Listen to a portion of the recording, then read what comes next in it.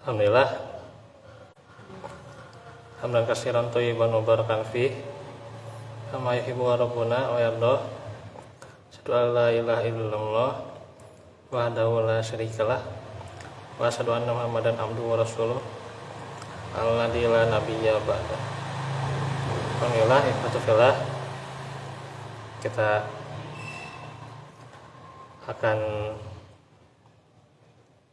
lanjutkan pelajaran dari silsilah menuju Ramadan ya. Bahwasanya Ramadan bulan yang penuh kebaikan, keberkahan. Yang masuk ke dalamnya tentu perlu persiapan. Suatu amalan yang besar akan memerlukan persiapan yang besar juga. Kalau dikiaskan bagaikan seseorang yang akan melakukan perlombaan dari cepat, maka sebelum pertandingan seorang atlet itu pasti akan tekun ya, berlatih dan terus melakukan persiapan ya, latihan itu sampai pada waktunya ia bertanding, maka hasil yang diperoleh optimalnya maksimal. Sebaliknya kalau tidak ada latihan, maka pasti kalah ya, pasti kalah gitu.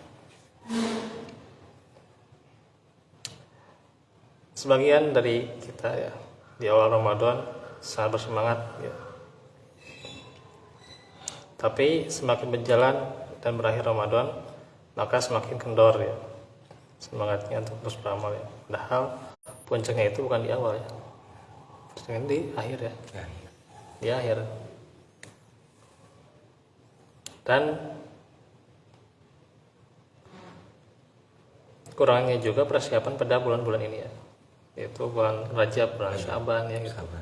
Kurang persiapannya gitu, sehingga di Ramadannya tidak optimal ya gitu. Tidak ada istilahnya pemanasan, stretching, dicoba ya. Tapi kalau coba sebenarnya malas saya juga sebenarnya gitu. Untuk apa memantapkan persiapan Ramadan ya. Karena Nabi SAW dada kolal asru sadda mizarahu wahya lailah baik qadha ahla. Apabila Nabi memasuki 10 hari terakhir bulan Ramadan, beliau mengencangkan serungnya untuk menjauhi para istri beliau ya, maksudnya bersegera ke masjid ya, dari menghidupkan malam-malam ya, tersebut dan membangunkan keluarganya. Jadi bersegera ya gitu. Terus melihat Bukhari dan Muslim ya. Artinya mengerahkan segala kemampuan untuk meraih kemuliaan tertinggi, kebaikan tersebut yang setiap manusia menginginkannya. Siangnya diisi dengan saum, malamnya diisi dengan sholat malam, zikir, taqarrub ila Allah ya, mendekatkan diri kepada Allah. Maka itulah hakikat Ramadan ya, supaya bisa maksimal di akhir ya. Kan bukan hanya dalam apapun ya, dalam setiap perlombaan pasti yang paling itunya adalah di akhir ya gitu. Hasil akhir lah gitu, hasil akhir yang pasti dilihat lah gitu ya, hanya harus dipersiapkan ya gitu.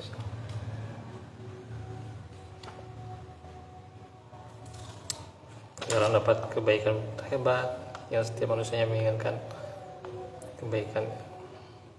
Maka hakikat Ramadan supaya bisa maksimal ya, supaya pencapaian bisa maksimal di awal dan juga di akhir, maka disiapkan juga di bulan Syawal ini ya.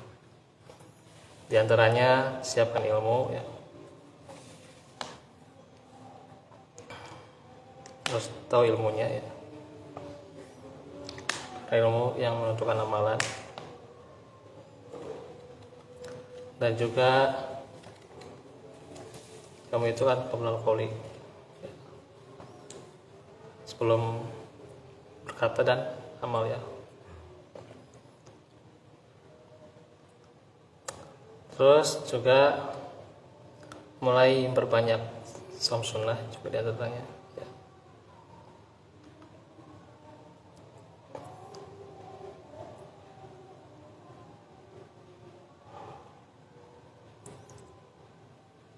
Karena itu ketika di Ramadan nanti harus punya amalan yang berbeda dibandingkan tidak bertemu dengan Ramadan atau sebelum bertemu Ramadan.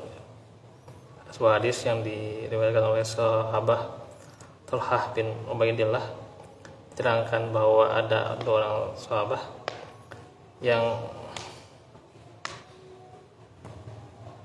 keduanya saudara ya. Salah seorang dari keduanya berangkat perang,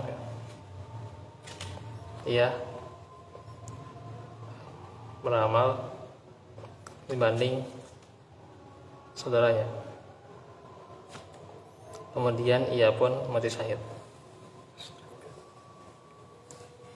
Sementara yang satu lagi masih diberi umur panjang hingga 1 tahun setelah saudaranya tersebut syahid.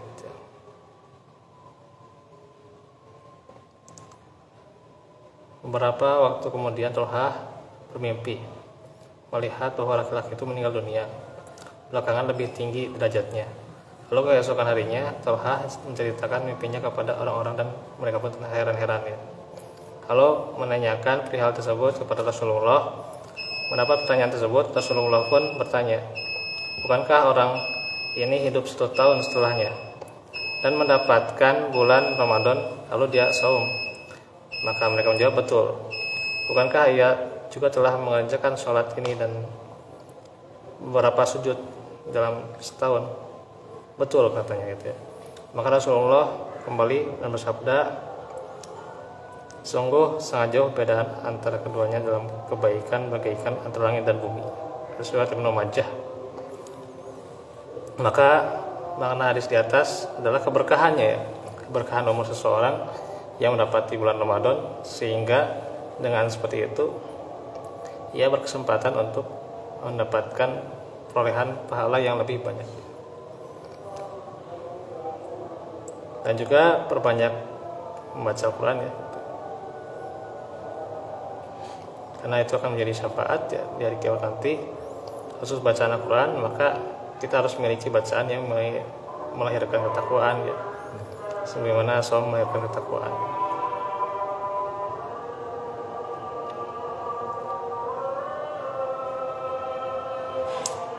Dengan saum akan terlahir kecintaan ya, harapan, takut, dan juga pembesaran terhadap Allah ya, pembesaran kepada Allah. Itu pula saat membaca Quran maka akan lahir kecintaan, pembesaran kepada Allah, tapi dengan syarat rubahlah cara membaca Quran yang dulunya hanya sekedar membaca ya, tidak memahaminya. Sekarang harus memahami ya, memahami dan mentadaburi, melihat maknanya ya gitu. Lalu telaah dan pikirkan maksud apa yang dibaca di Al-Quran. Al-Quran itu pedoman hidup ya, tapi bagaimana bisa jadi pedoman hidup kalau cuma sekedar dibaca ya. Nah itu. Nanti ada kunci-kuncinya juga ya, bagaimana mendapatkan Lailatul Qadar ya, itu tujuan ada penjelasannya ya. Nah paling itu dulu untuk hari ini. Nanti kita lanjutkan di sebentar berikutnya. Wa'alaikum warahmatullahi wabarakatuh. Subhanallah. Assalamualaikum warahmatullahi wabarakatuh.